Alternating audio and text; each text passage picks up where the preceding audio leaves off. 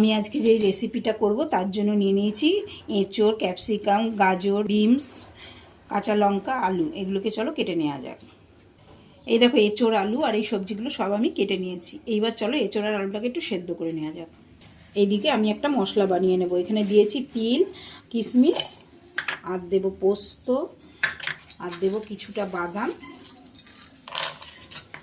আর দিয়ে দেবো কয়েকটা কাঁচা লঙ্কা আর আদা। এটাকে পেস্ট করে নেওয়া যাক। এদিকে তেল গরম হয়ে গেছে, আমি তেলের মধ্যে দিয়ে দেবো কিছু ক্যাপসিকাম কুচি। এইবার দিয়ে দেবো আগে থেকে ভিজিয়ে রাখা সোয়াবিন, আর দিয়ে দেবো সেদ্ধ করে রাখা আলু আর এঁচড়গুলো। এইবার দিয়ে দেবো নুন আর হলুদ দিয়ে এটাকে ভালো করে ভাজবো। এটা খুব ভালো করে ভাজা হয়ে গেছে। এইবার আমি দিয়ে দেবো আগে থেকে করে রাখা মশলাটা দিয়ে এটাকে ভালো করে কষে নেব। এইবার টেস্টটাকে ব্যালেন্স করার জন্য দিয়ে দেবো কিছুটা পরিমাণ চিনি। এটা ভালো করে কষানো হয়ে গেছে। আমি এর মধ্যে দিয়ে দেবো সামান্য পরিমাণ জল। এটা যেহেতু আগে থাকতে সেদ্ধ করা আছে তাই আমি বেশি জল দেবো না, সামান্য জল দিয়ে এটাকে পুরো শুকিয়ে নেব। এবার এর মধ্যে দিয়ে দেবো গরম মশলা আর দিয়ে দেবো ঘি।